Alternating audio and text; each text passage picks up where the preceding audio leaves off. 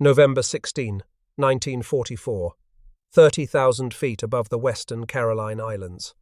A single Nakajima C-6N1 reconnaissance aircraft, Allied codename Mert, breaks through the cloud layer and levels off over a coral ring that nobody in Tokyo had ever heard of 2 months earlier. The pilot stares down at a lagoon roughly 22 miles long and 15 wide. What he sees stops him cold.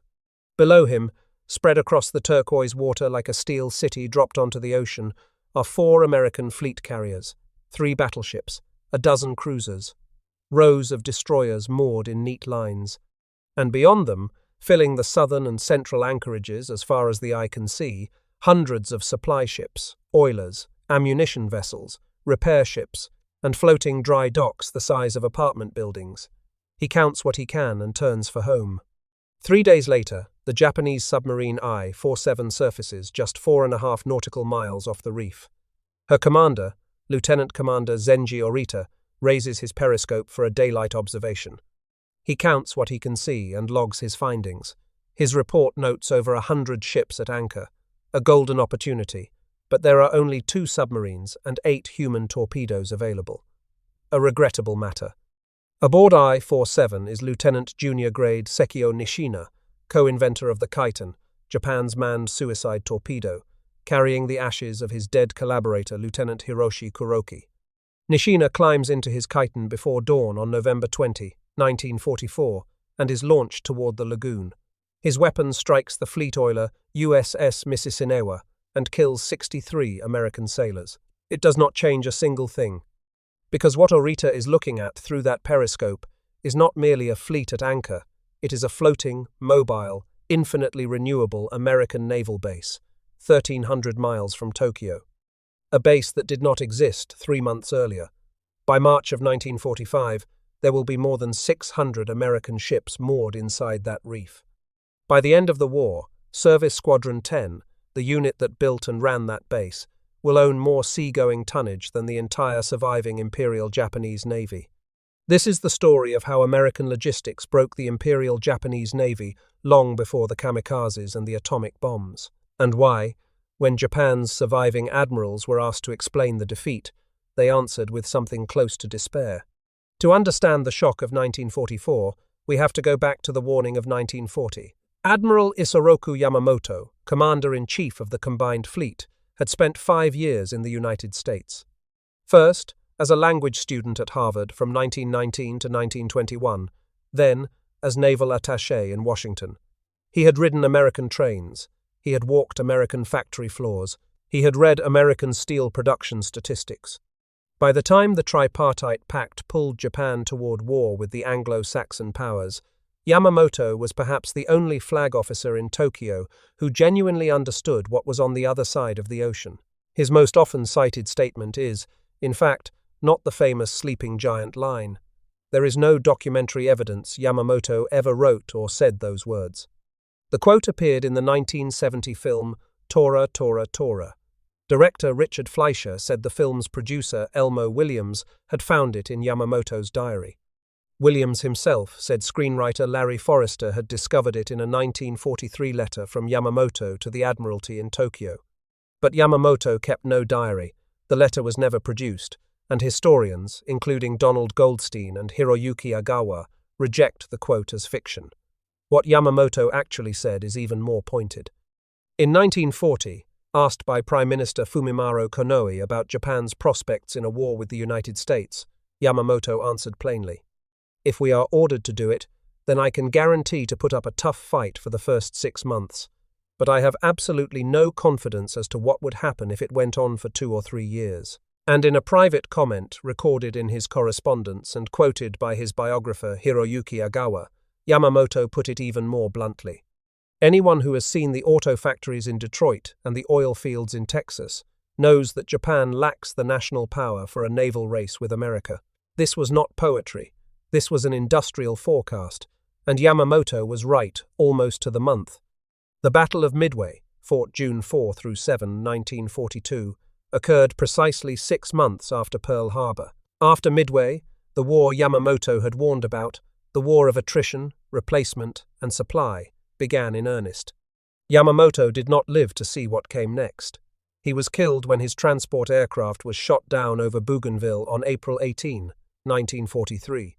But his chief of staff, Vice Admiral Matome Ugaki, survived that same ambush.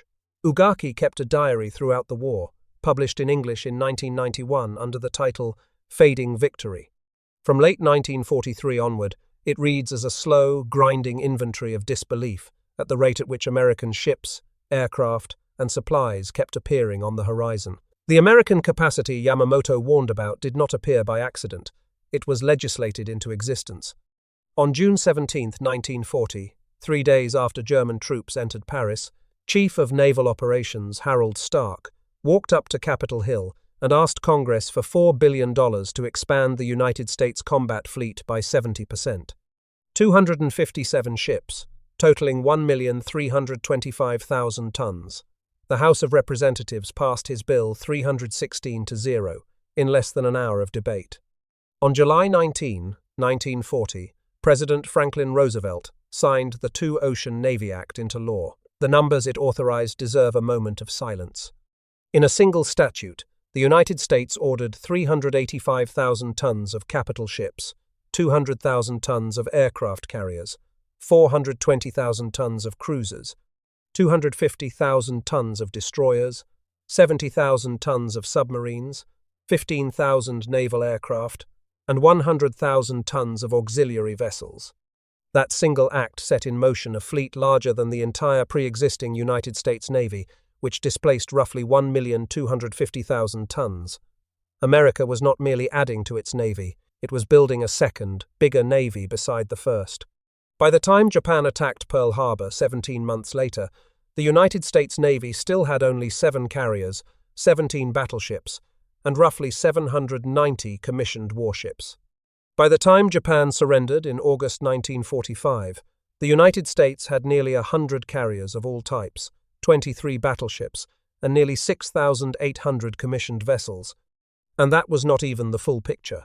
Outside the Navy yards entirely, a man named Henry Kaiser was about to rewrite the rules of shipbuilding. Henry Kaiser had never built a ship in his life when the war began. He had built the Hoover Dam. He understood mass production, prefabrication, and welding.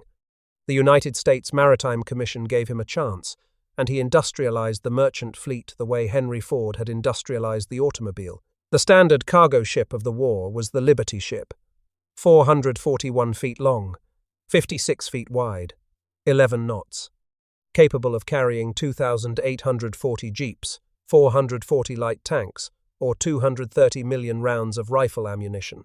Before the war, comparable freighters took roughly 8 months to a year to build.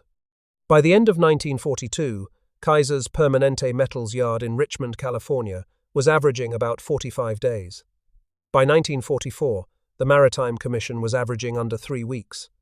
In November 1942, in a publicity stunt explicitly designed to terrify the Axis with what American mass production could do, Kaiser's yard welded together hull, number 47, and christened the SS Robert E. Peary. The keel was laid at midnight on November 8th. The hull slid down the ways on November 12. Total time from keel laying to launch, 4 days, 15 hours, and 29 minutes.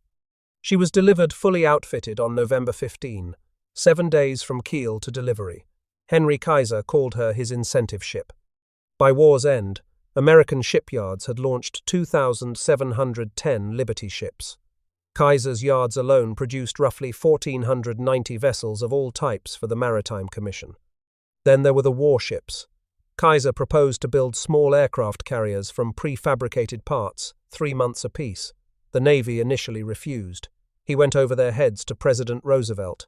Between April 1943 and July 1944, 15 months, Kaiser's Vancouver, Washington Yard launched all 50 Casablanca-class escort carriers. Roughly 1 new aircraft carrier every 3 weeks.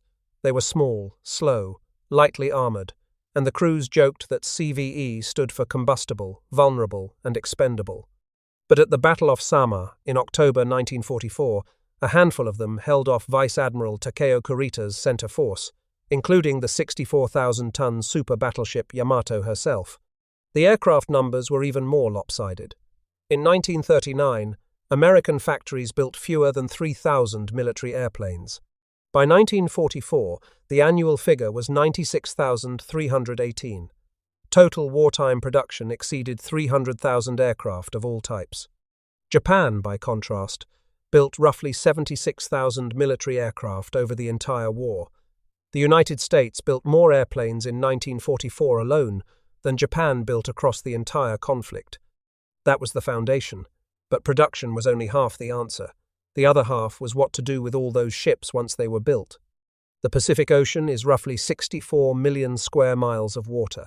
From the west coast of the United States to Tokyo is more than 5,000 nautical miles.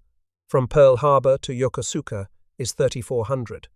Even the most powerful fleet in the world was useless if it had to crawl back to Pearl Harbor every time a destroyer ran out of bunker oil. The man who solved this problem, and who more than any other single officer articulated the doctrine that won the Pacific, was Rear Admiral Worrell Reed Carter. Carter was an old submariner, born at sea in 1885, aboard the sailing ship Storm King. His 1953 official history is titled Beans, Bullets, and Black Oil. The title comes from a New Year 1945 dispatch by Admiral William Halsey, praising Service Squadron 10's work and noting that beans, bullets, black oil, bulk stores, and even bulkheads have been promptly forthcoming on each request. That single sentence captures the philosophy. Logistics was not a quartermaster's afterthought to be sorted out after the battle plan. Logistics was the battle plan. Without bulkheads, there were no battleships. Without black oil, the bulkheads were just floating steel. By February 1944, Admiral Raymond Spruance had selected Carter to build up Service Squadron 10, what Admiral Chester Nimitz himself would later call the Navy's secret weapon. The squadron's unofficial motto, stenciled on bulkheads and tucked into staff manuals, captured Carter's philosophy in a single line. If we've got it, you can have it.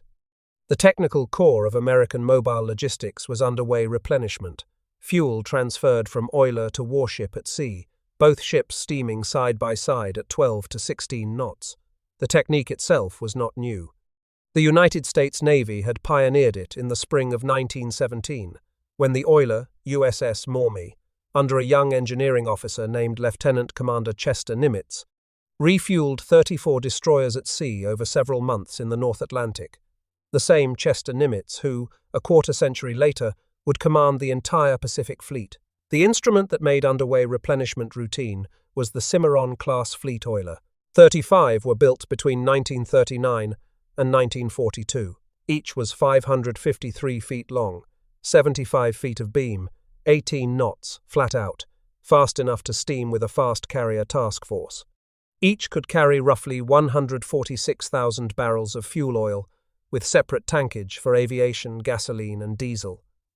Each could fuel 2 warships simultaneously, one off each broadside.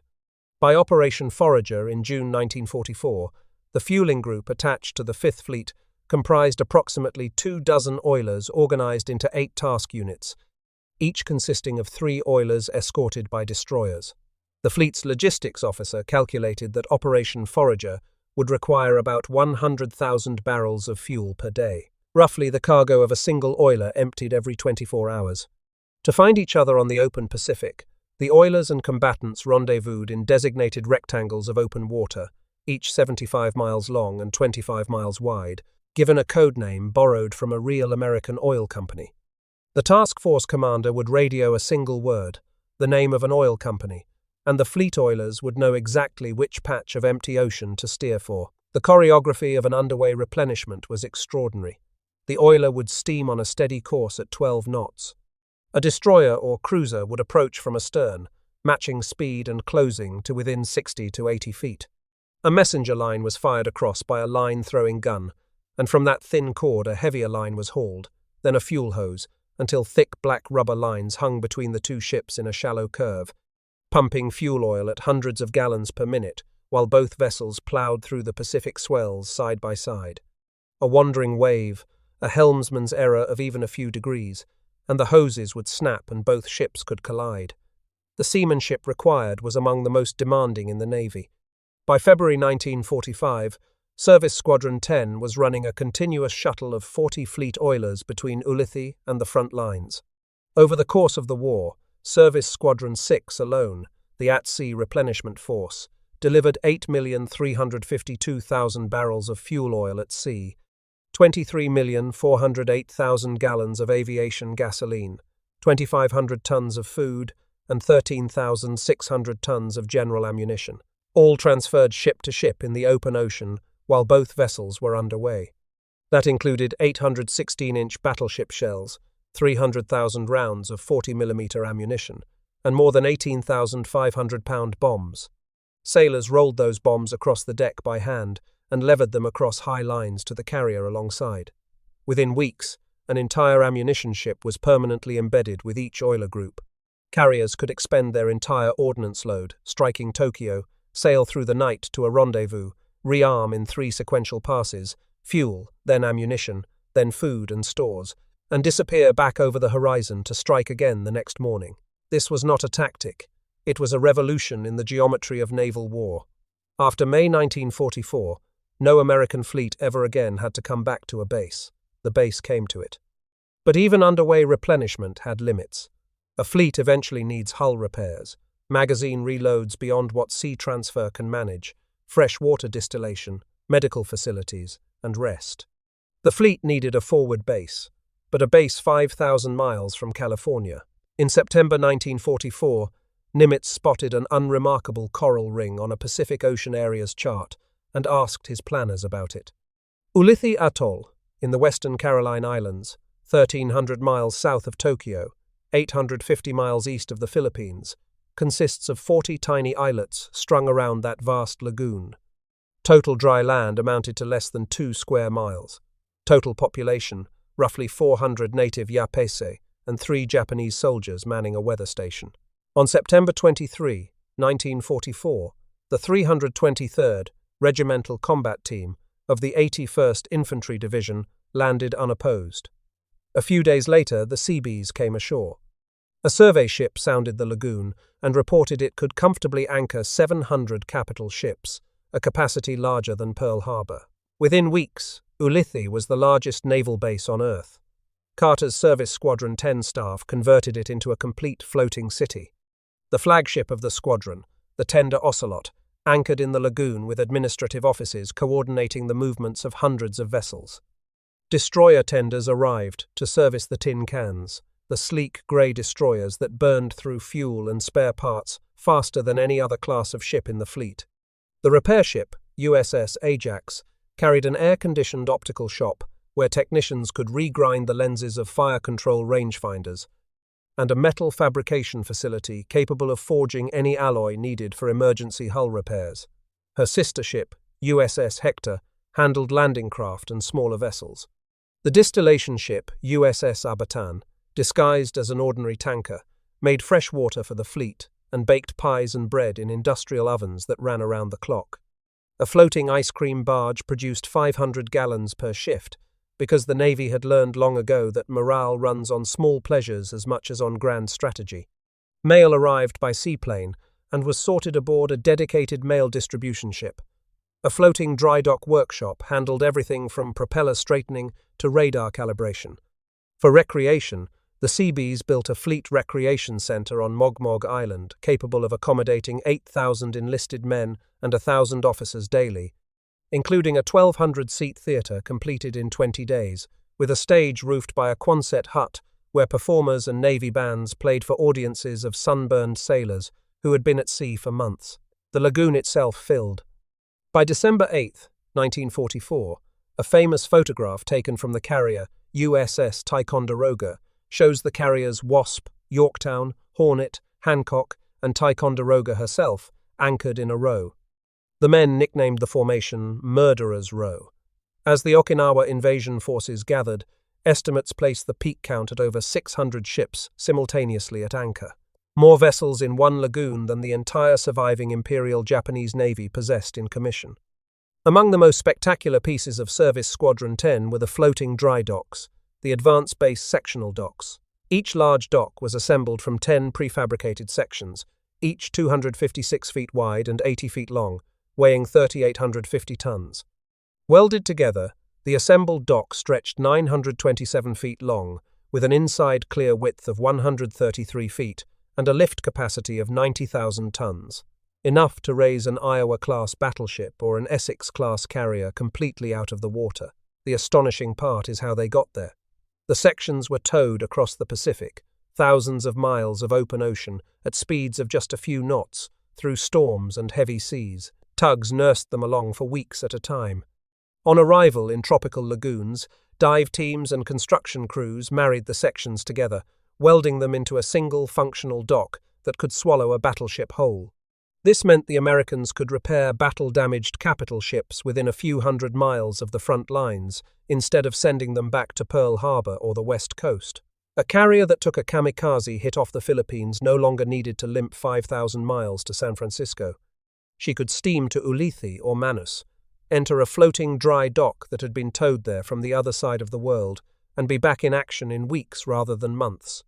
The story that proves the concept happened 2.5 years before Ulithi, and it remains one of the most extraordinary feats of repair in naval history. After the Battle of the Coral Sea on May 7 and 8, 1942, the carrier USS Yorktown limped into Pearl Harbor on May 27, trailing a 10-mile oil slick.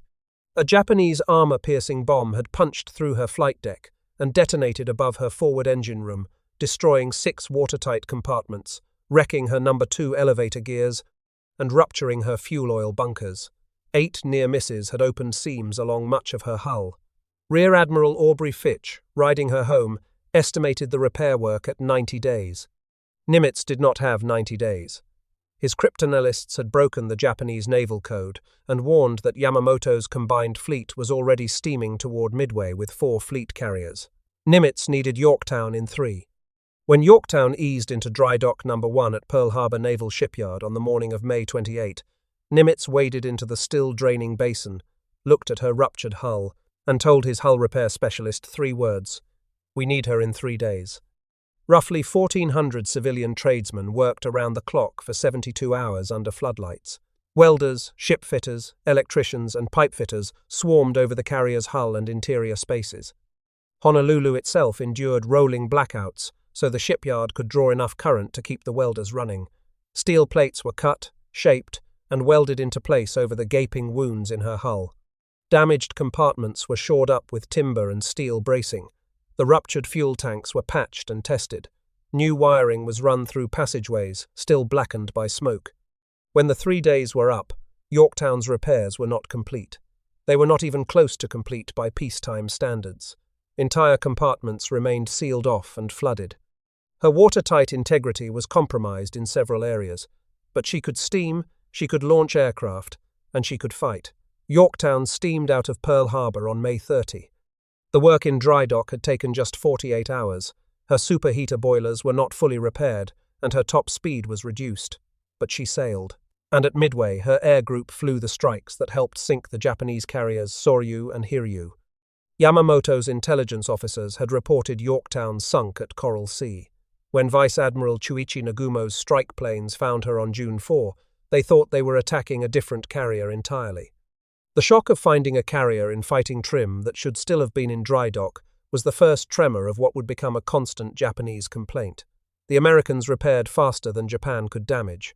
3 years later, that lesson played out on a vastly larger scale. On March 19, 1945, off the coast of Kyushu, a single Japanese dive bomber put 2 bombs into the carrier USS Franklin. The explosions detonated, fueled, and armed aircraft on her flight deck and rockets on her hangar deck. 807 men were killed, the worst casualties suffered by any surviving United States warship of the war. She listed 13 degrees, lost all power, and drifted to within 52 miles of the Japanese mainland. She was towed until her engineers regained partial steam, then limped under her own power to Ulithi for emergency repairs. After Service Squadron 10 patched her enough to cross the Pacific, Franklin steamed under her own power 12,000 miles from Ulithi to Pearl Harbor to the Panama Canal to the Brooklyn Navy Yard. The reason she went to Brooklyn instead of a closer yard on the West Coast was simple. Every single West Coast shipyard was already full of carriers damaged by kamikazes. By April 1945, the United States had so many damaged carriers that the entire Pacific shipbuilding coast was over capacity. So Franklin sailed to Brooklyn. That was logistical depth.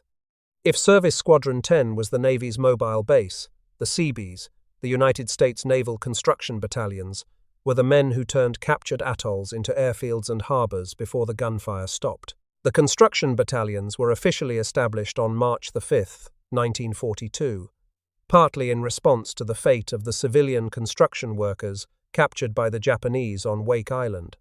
Those civilians had not been permitted to fight back under international law. The Seabees solved that problem permanently. Their men were trained both as construction tradesmen and as combat infantry. Their motto became Construimus Batuimus, we build, we fight. The average age of a Seabee in 1943 was 37, far older than the typical Marine or sailor. These were experienced carpenters, electricians, heavy equipment operators, steel workers, and plumbers who had built bridges and highways in civilian life. Now they were building the road to Tokyo, one coral airstrip at a time.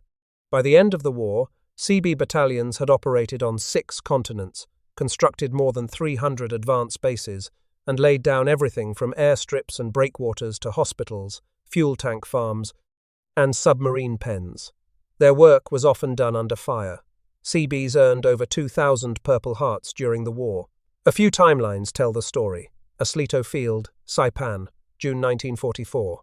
Seabees landed with the 4th Marine Division on June 15.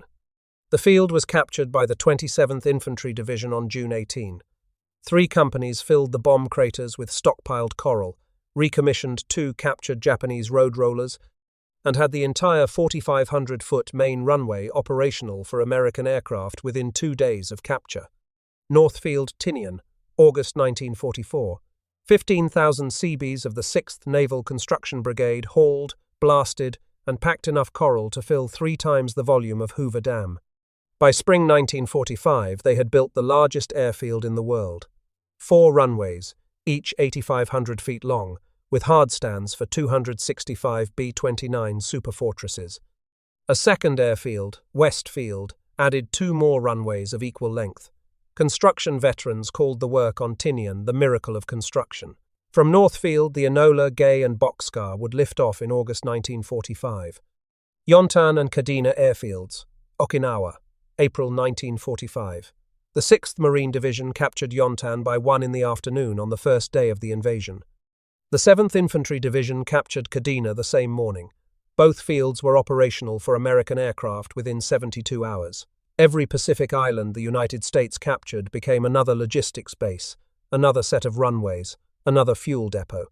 A cumulative process that shortened the American supply line every time it advanced and lengthened the Japanese supply line every time it retreated. Why could Japan not do any of this? Part of the answer was industrial. Japan's pre-war economy produced roughly 1/10 of America's industrial output. By 1944, when American factories were producing over 96,000 aircraft a year, Japan produced 28,180. Japan's total wartime warship construction came to approximately 1,048,000 tons. The United States Navy commissioned more than 10 times that tonnage in the same period. But the deeper answer was doctrinal, and it came directly from Japan's own senior officers in their post-war testimony. Fleet Admiral Osami Nagano, the most senior surviving officer of the Imperial Japanese Navy, had served as naval attaché in Washington in the early 1920s. When Nagano was interrogated by the United States Strategic Bombing Survey in November 1945, he was asked what had ultimately defeated Japan. His answer was unsparing. The difference in the speed and effectiveness with which you carried out those things, namely keeping up and increasing of forces, was so much greater than the speed and effectiveness with which we were able to do it. Behind that difference was the difference in production capacity of the 2 countries. We were far behind you in civil engineering technique, airfield construction. We were very poorly equipped as compared with you who were able to produce sufficient arms, many kinds of them, in tremendous quantities. This was not a fighting admiral talking about tactics. This was the chief of the Naval General Staff talking about factory floors and bulldozers. Admiral Soemu Toyoda, the last commander-in-chief of the combined fleet, went further. Asked why Japan had failed to hold its defensive perimeter, Toyoda told his interrogators something devastating in its simplicity. I think there was a mistake at the top from the very beginning as to the nature of modern warfare. We had at the beginning only 6 million tons of ship bottom, and once the war started, The plan adopted was to build 1,000,000 tons annually. 1,000,000 tons a year. That was what the Americans were soon launching every 6 weeks. Toyoda also addressed the fundamental strategic miscalculation. If a little closer study had been made of the fighting going on between England and Germany around the Mediterranean, the fighting that meant so much consumption of material, and if we had laid our plans with some sounder ideas as to the nature of modern war, it might have been different. In other words, Japan went to war planning a Tsushima, a single decisive battle. The United States went to war planning a system. Japan's war plan rested on what the Imperial Navy called Kantai Kessen, the decisive fleet engagement, supported by raw materials seized from the Dutch East Indies. Japan controlled the world's largest concentration of oil fields outside the United States and the Soviet Union. Production from Japanese-controlled fields peaked at almost 4 million barrels per month in 1943. The problem was that Japan never figured out how to bring the oil home.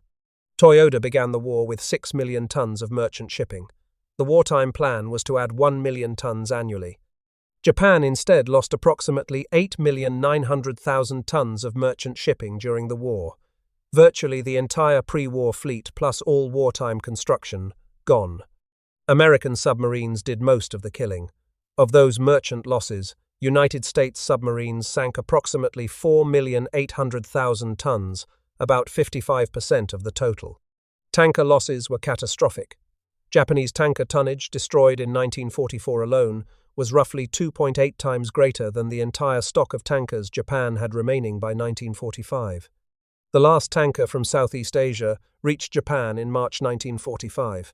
By April, Japan's oil imports had effectively reached zero. The effect on daily life in Japan was devastating. Civilian fuel rations were slashed to almost nothing. Factories that depended on imported raw materials began shutting down. The fishing fleet, which fed much of the population, could not put to sea for lack of diesel fuel. Railroad schedules were cut back because there was no coal or oil to run the trains. Japan's merchant marine had been the circulatory system of the empire, carrying not just oil but iron ore, bauxite, rubber, rice, and every other commodity that an island nation needed to survive. When American submarines severed that circulatory system, the empire did not just lose its military capability, it began to starve. Japan's response to the fuel crisis tells you everything about the doctrinal gap. The imperial government mobilized millions of civilians, including entire classes of schoolchildren, to dig up pine roots. About 37,000 improvised distillation units yielded roughly 70,000 barrels of pine oil, from which only 3,000 barrels of usable aviation gasoline were ever refined. The fuel was so contaminated that post-war American jeeps using it suffered immediate engine failure. Meanwhile, Japan's largest warships were forced to base near the oil fields in Singapore and Borneo because they could not be fueled in the home islands. By 1944, the surface fleet was running on unrefined Borneo crude oil. The dangers of that fuel were demonstrated catastrophically when the carrier Taiho was torpedoed at the Battle of the Philippine Sea on June 19, 1944. A torpedo from the submarine USS Albacore ruptured her aviation gasoline tanks. A fateful damage control decision to ventilate the ship spread volatile vapors throughout her hull. The mixture of leaking aviation fuel and the highly volatile, unrefined crude that Taiho had recently bunkered at Tawi-Tawi created a lethal atmosphere. The resulting explosion destroyed the carrier entirely. Japan also lacked dedicated logistics vessels. The Imperial Navy had no equivalent of Service Squadron 10, no Worrell Carter thinking about supply lines, no floating dry dock system, and no Henry Kaiser mass-producing ships on the home front.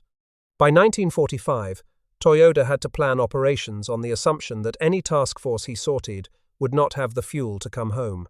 That is precisely why the super battleship Yamato, on April 6, 1945, sailed for Okinawa on what was understood by all aboard to be a one-way mission.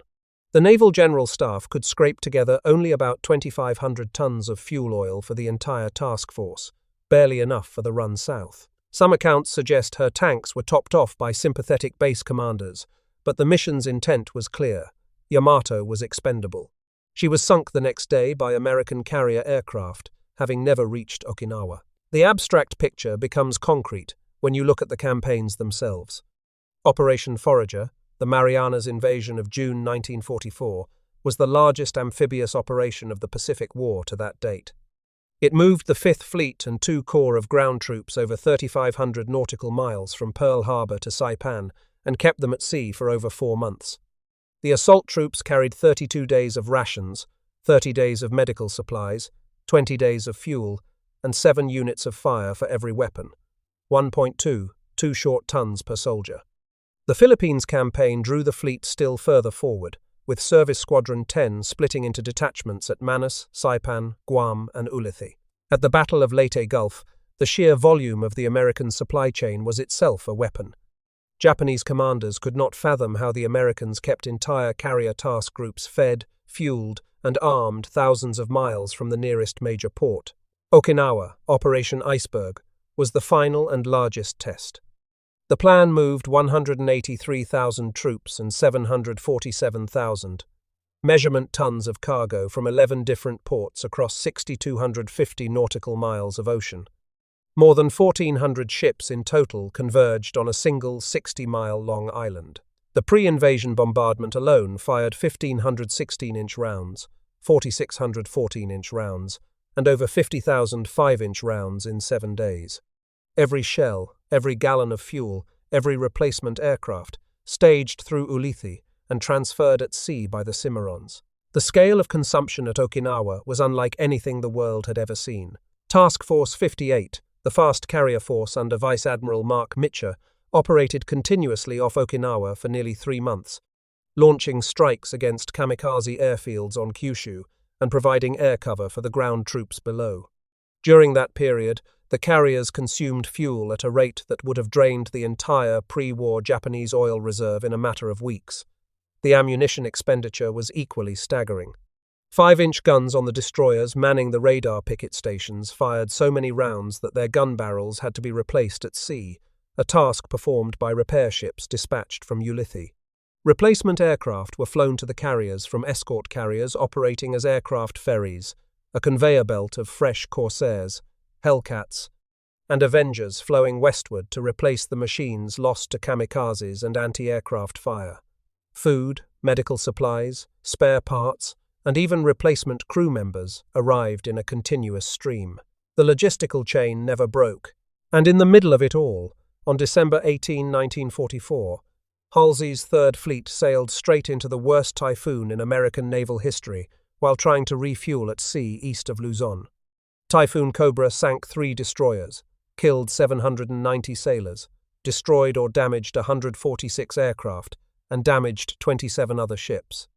The Court of Inquiry found that the fleet had pushed too hard to reach its refueling rendezvous, because the entire Pacific War depended on the refueling schedule coming off on time. The fleet lost 3 destroyers and went on. The supply chain absorbed the blow and kept moving. Beginning in October 1945, the United States Strategic Bombing Survey conducted hundreds of interrogations of senior Japanese officers in Tokyo. Read consecutively. What is striking is how often the Japanese officers volunteered comments about American logistics, even when the question was about something else entirely. The Naval Institute Proceedings Summary, published in February 1947, described it precisely. Throughout the interrogations, one is impressed by repeated expressions from the Japanese of something like bewildered admiration for the speed with which the United States was able to develop bases and furnish replacements of material, and the volume of supplies which flowed from American ports along ever-lengthening lines of communication. Nagano, asked about the war's turning point, replied without hesitation, "I look upon the Guadalcanal and Tulagi operations as the turning point from offense to defense, and the cause of our setback there was our inability to increase our forces at the same speed that you did." Vice Admiral Jisaburo Ozawa, who commanded Japan's last carrier force at the Philippine Sea and Leyte Gulf, gave an answer that comes back to logistics from a different angle. His pilots had been flown to death because Japan could not refresh its trained aircrew. The American system rotated battle, seasoned aviators home as instructors, constantly building the next generation. The Kantai-Kessen mentality had treated pilots as ammunition rather than as a renewable resource.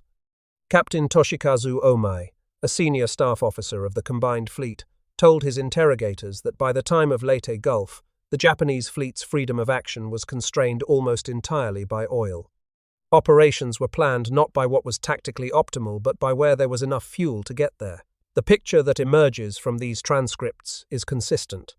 Japan's most senior surviving naval officers, asked in the autumn of 1945 to explain why they had lost, did not point to any single battle, any single weapon, or any single American admiral. They pointed at production capacity, at airfield construction speed, at the rate of replacement of damaged ships, at the inability to keep pace with the American supply line. In the run-up to the Pacific War, the United States Navy's War Plan Orange forced its planners to confront a basic geometric problem. There was simply no way to fight Japan from existing American bases. The Philippines were indefensible. Guam was a dot on the map. Wake Island was even smaller. War games at the Naval War College in the 1920s and 1930s repeatedly broke down on this same logistical reef. Fleets ran out of fuel before they reached the enemy. Ammunition was expended before decisive results could be achieved. Hospital ships could not keep up. Every simulation, every tabletop exercise, every fleet problem that war-gamed a Pacific offensive ran headfirst into the same wall. The Pacific was simply too big, and Japan was simply too far away for any navy operating on traditional lines to sustain a campaign. The interwar planners had two options: give up on the Western Pacific, which was politically impossible, or invent a new kind of navy, one that brought its base with it. They chose to invent the Cimarron-class oilers, the floating dry docks, the destroyer tenders, the floating workshops, the service squadrons, the Seabees, the Liberty ships, the Casablanca-class escort carriers. All of these were specific institutional answers to a specific strategic problem worked out over 20 years of war games at Newport. Japan's planners faced essentially the same problem in reverse. They had a defensive perimeter to feed. Their merchant marine was barely adequate in peacetime. The American oil embargo of July 1941 made that perimeter unsustainable without seizing the Indies. And seizing the Indies meant a war with the United States. Every Japanese officer who stopped to think about it understood the trap. But Japanese naval doctrine, deeply influenced by Admiral Togo's victory at the Battle of Tsushima in 1905, treated logistics as an afterthought to the decisive battle. The Imperial Navy started the war with no dedicated mobile service force, no equivalent to Service Squadron 10, and no equivalent to the Cimarrons. When American submarines began tearing into Japanese shipping in late 1943, the Imperial Navy did not even institute a regular convoy system on the Singapore route until November of that year, 2 full years into the war. By then, it was already too late. Toyoda himself confirmed the depth of that miscalculation when he told American interrogators after the war that the Japanese leadership had made a fundamental error at the top, from the very beginning, about the nature of modern warfare. They had not understood how much fuel, how much shipping, how much raw industrial capacity a Pacific war would consume. When Lieutenant Commander Zenji Orita raised his periscope at Ulithi on November 19, 1944, and counted over 100 ships at anchor, what he was actually looking at was the cumulative output of 2 decades of American institutional planning, 4 years of American industrial mobilization, and 3 years of American operational doctrine. He was looking at the answer to a strategic question his own navy had failed to ask. That is why every Japanese admiral, asked after the war how it had been done to them, answered the same way: production capacity, repair capacity, civil engineering, speed of replacement, volume of supplies along ever-lengthening lines of communication.